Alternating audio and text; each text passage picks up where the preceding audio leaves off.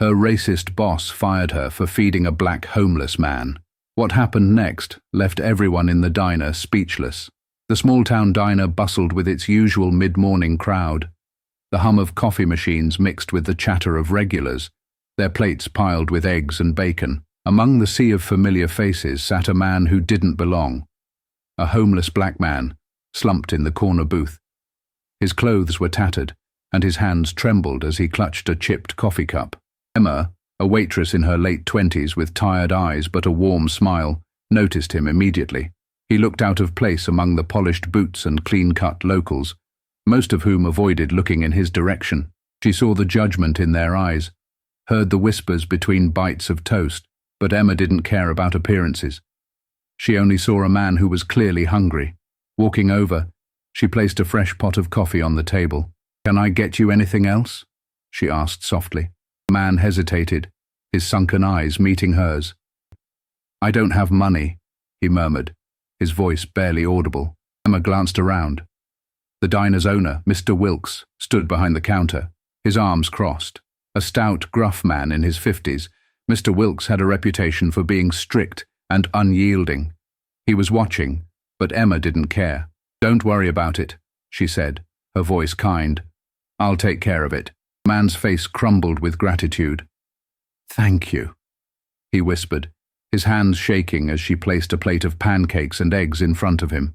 As she turned to leave, Mr. Wilkes stormed over, his boots thudding against the linoleum floor. "Emma!"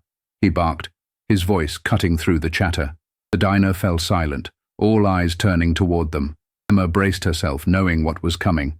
"Yes, Mr. Wilkes? Did you just give him food?" he demanded, jerking his thumb toward the man in the booth. "Yes," Emma replied evenly. Wilkes's face turned red. "He's not paying for that, is he?" "He's hungry," she said, her voice firm but calm. "I couldn't just—" "I don't care if he's starving," Wilkes shouted, his voice echoing through the diner. "We don't serve people who can't pay, and we definitely don't serve people like him." Emma's stomach dropped. People like him. The words hung in the air, ugly and heavy. "Mr. Wilkes, that's not right," she said, her voice shaking but defiant. "He's a human being, just like anyone else in here." Wilkes stepped closer, his finger jabbing toward her. "If you're so keen on charity, maybe you can do it on your own time, but not in my diner. You're fired." Gasps rippled through the room. Emma's cheeks burned as the weight of his words hit her. Fired. For doing what she thought was right. The man in the booth looked up, his face stricken. "I'm sorry," he said, his voice cracking. "I didn't mean to get you in trouble." Emma forced a smile through the lump in her throat. "You didn't do anything wrong." She untied her apron and set it on the counter, her hands trembling. "I hope you're proud of yourself," she said to Wilkes, her voice low but steady. "Because I'm not." With that, she turned and walked out, the bell above the door jingling as she stepped into the cold morning air. Inside, the diner was silent. Mr. Wilkes scowled at the room, muttering about rules and respect, but even the regulars shifted uncomfortably. No one spoke. The man in the booth stared at the plate of food Emma had left for him, his hands trembling. He whispered softly to himself, "Why are people like her so rare?" Emma sat on the curb outside the diner, her head in her hands. The cold air bit at her cheeks, but she hardly noticed. Her mind replayed the scene inside, the humiliation, the judgmental stares, and Mr. Wilkes's hateful words. She didn't regret feeding the man. She couldn't regret that. But now she had no job, no income, and a growing pile of bills at home. The thought made her stomach churn. Inside the diner, the black homeless man stared at the untouched plate of food Emma had left for him. His appetite was gone, replaced by a gnawing guilt. He had seen this kind of cruelty before, the way people like Mr. Wilkes treated him, as less than human. But no one had ever stood up for him the way Emma had. As he sat there, debating what to do, the bell above the door jingled, breaking the tense silence. All heads turned as a man stepped inside, his tailored coat brushing against his sharp black shoes. He exuded authority, his polished appearance starkly out of place in the modest diner. "Good morning," the man said, his deep voice calm but commanding. He scanned the room before walking purposefully toward the counter where Mr. Wilkes stood. Wilkes straightened up, trying to mask his irritation with a smile. "Morning. Can I help you?" "Yes," the man said, pulling out a sleek leather wallet. "My name is David Marshall. I'm the regional director for the Marshall Group, and I was supposed to meet someone here. But instead I walked in just in time to hear you fire one of your waitresses for showing kindness." The color drained from Wilkes's face. "Oh, you heard that, did you?" David placed his wallet on the counter, his expression unwavering. "I did. And I have to say, Mr. Wilkes, it's not the kind of behavior I expect from an establishment I'm considering partnering with." Wilkes stammered, his bravado crumbling. "Sir, I think there's been a misunderstanding. That girl broke the rules. I can't run a business giving away free meals." David tilted his head, his calm demeanor taking on an edge. "And what about humanity, Mr. Wilkes? Do you run your business without that as well?" The diner was silent, every customer hanging on David's words. The homeless man at the booth sat straighter, watching intently. David glanced over, his gaze softening. "You, sir," he said, addressing the man. "Did she take care of you?" The man nodded, his voice hoarse. "She did. She didn't have to, but she did." David smiled slightly. "And that's exactly the kind of person we need more of in this world." He turned back to Wilkes, his tone sharp again. "But clearly not in this diner." David pulled out a business card and slapped it on the counter. "I'll be taking my business elsewhere, and believe me, when word gets out about how you treat people, others will follow." Wilkes's mouth opened and closed like a fish out of water, but no words came out. Outside, Emma was about to stand and leave when the diner door opened. She looked up to see David walking toward her, his confident stride cutting through the morning chill. "Are you Emma?" he asked, his voice kind. Emma blinked, surprised. "Yes. Who are you?" "My name's David Marshall," he said, extending a hand. "I just witnessed what happened inside, and I want to say, what you did was extraordinary." Emma shook his hand hesitantly. "Thank you, but it cost me my job." David smiled. "Sometimes doing the right thing does, but I believe people like you deserve better than working for someone like him." He reached into his coat pocket and handed her a business card. "I run a foundation that helps people get back on their feet. I'd like to offer you a position if you're interested. The pay is good, and the work is meaningful." Emma stared at the card, her eyes wide. You're offering me a job?" David nodded. "Kindness like yours is rare, and we need people with your heart." Tears welled in Emma's eyes. "I don't know what to say." "Say yes," David said with a warm smile, "and let's make sure what happened today becomes a story worth remembering." The homeless man had stepped outside by now, watching the exchange from a distance. Emma turned to him, her heart swelling with gratitude.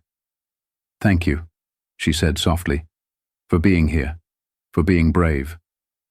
The man shook his head, his voice steady. "Thank you, for seeing me." A week had passed since that fateful morning at the diner, but Emma still couldn't shake the whirlwind of emotions. The humiliation, the kindness of a stranger, and the unexpected job offer, all of it felt surreal.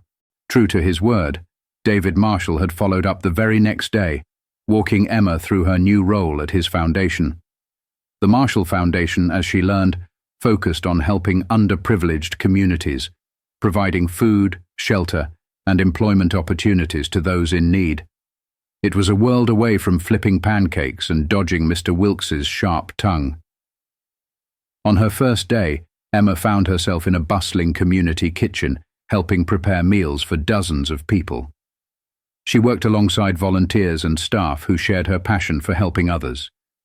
It was hard work, but for the first time in years, she felt a sense of purpose. As Emma ladled soup into a bowl, a familiar voice called her name. "Miss Emma." She turned and saw him, the homeless man she had served at the diner. He stood at the edge of the room, looking cleaner and more confident, though his clothes were still worn. "Jay?" Emma asked, setting down the ladle. He nodded, a shy smile spreading across his face. "I didn't think I'd see you here." Emma walked over, her smile widening. "And I didn't think I'd see you standing so tall. How are you?" Jay shrugged. "I'm getting by. I heard about this place from a guy on the street. They gave me a warm meal and some clothes." He gestured around the room. "I guess this is where you ended up after what happened." Emma nodded, her heart swelling. "It is. And it's the best thing that could have happened to me." She hesitated before adding, "But what about you, Jay? Do you have a place to stay?" Jay looked down, his hands fidgeting. "Not yet. But I'm trying. I want to get off the streets, Miss Emma. I want more." Her chest tightened. "You deserve more," she said firmly. From across the room, David Marshall noticed the exchange and walked over. "Is this someone you know, Emma?" he asked, his warm smile putting Jay at ease. "This is Jay," Emma said. "He's the reason I found myself here in the first place." David extended his hand. "Jay, it's a pleasure to meet you. I hear you've had a tough time lately, but we're here to help." Jay hesitated before shaking David's hand, his voice unsteady. "Thank you, sir." David turned to Emma. "We're always looking for people who want to make a change. What do you think, Emma? Should we find Jay a spot here?" Emma's eyes lit up. "I think that's a wonderful idea." Jay looked between them, his mouth opening and closing as if struggling to find the words. Finally, he said, "You'd really give me a chance?" David clapped him on the shoulder. "Jay, everyone deserves a chance, and from what I've heard, you've already proven your heart's in the right place." Over the next few weeks, Jay became a regular at the foundation, starting as a volunteer and quickly earning the respect of everyone around him. With Emma's encouragement and David's support, he found a small apartment and began rebuilding his life, step by step. Emma too thrived in her new role, finding joy in every meal she served and every person she helped. She often thought about how her act of kindness in the diner had set all of this in motion. Meanwhile, back at the diner, the fallout from that morning was far from over. Word of Mr. Wilkes's actions spread quickly, thanks to David's influence and the community's growing disdain for his behavior. Regulars began to dwindle, and the once bustling diner grew quiet. One evening, as he stood behind the counter staring at the empty seats, Mr. Wilkes muttered to himself, "All for a plate of pancakes." One sunny afternoon, Emma and Jay stood outside the foundation, handing out flyers for a new community program. Jay looked at Emma, his face full of gratitude. "You didn't have to help me, you know. That day at the diner, you didn't owe me anything." Emma smiled, her eyes soft. "You're wrong, Jay. I owed you kindness, just like we all owe each other. You reminded me of what's important." Jay looked down, his voice quiet. "You saved me, Miss Emma." Emma shook her head. "No, Jay. You saved me too." Weeks turned into months, and life at the foundation flourished. Emma and Jay had become cornerstones of the community, their bond growing stronger as they worked side by side.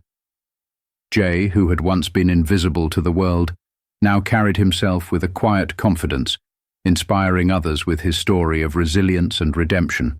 One evening, as the foundation wrapped up a meal service, Emma sat at a small table, sipping tea and reflecting on how much her life had changed.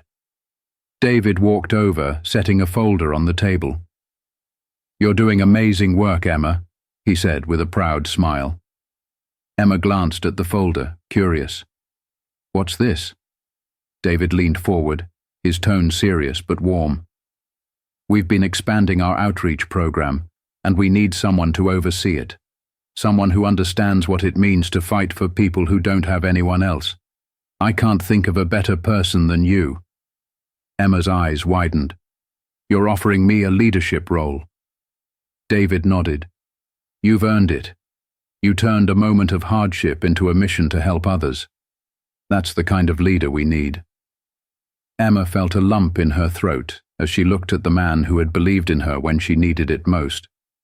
"I don't know what to say." "Say yes," David replied with a smile. She nodded, tears glistening in her eyes. "Yes." As Emma stepped outside to get some air, she found Jay leaning against the building, staring at the sunset. He turned when he heard her approach. "Big day?" he asked, noticing the smile on her face. "You could say that," Emma replied. "David just offered me a new role. I'll be overseeing the outreach program." Jay's face lit up. "That's amazing. You deserve it." Emma laughed softly. "It's all because of you, you know. That day at the diner, you set this all in motion." Jay looked down, a hint of shyness returning to his expression. "I just needed a meal. I didn't think it would turn into all this." Emma reached out and placed a hand on his shoulder. "You didn't just need a meal, Jay. You needed someone to see you. And in seeing you, I found myself too." They stood in silence for a moment, the warmth of the sunset washing over them. Back at the diner, Mr. Wilkes's fortunes continued to dwindle. Word of his actions had spread beyond the small town, and his once thriving business had become a ghost of its former self. He often found himself sitting alone at the counter, replaying the moment he had fired Emma over and over in his mind. One quiet afternoon, as he stared out the window, a man walked in. It was David Marshall. Wilkes looked up, startled. "What do you want?" he asked, his tone defensive. David approached the counter, his expression calm but firm. "I wanted to tell you something, Mr. Wilkes." Wilkes folded his arms. "And what's that?" David leaned slightly closer. "You fired the wrong person." With that, he turned and left, leaving Wilkes alone with his thoughts. Months later, the foundation held its annual celebration to honor the people who had contributed to its mission. The event was packed with volunteers, staff, and members of the community who had been impacted by its work. Emma stood at the podium looking out at the crowd. Jay was in the front row, beaming with pride. "Thank you all for being here tonight," Emma began, her voice steady. "When I first joined this foundation, I had no idea how much it would change my life. But it all started with one moment, one act of kindness." She paused, her eyes finding Jay's. "That moment reminded me of the power we all have to make a difference. And it showed me that sometimes the people we overlook, the people we underestimate, are the ones who teach us the most about humanity." The room erupted into applause as Emma stepped down from the podium, her heart full. Jay approached her afterward, his hands in his pockets. "That was beautiful, Miss Emma," he said, his voice quiet. Emma smiled. "Thank you, Jay, but it's not just my story, it's ours." As they stood together, surrounded by a community they had both helped build, Emma realized something profound. One act of kindness, no matter how small, could create ripples that changed lives forever.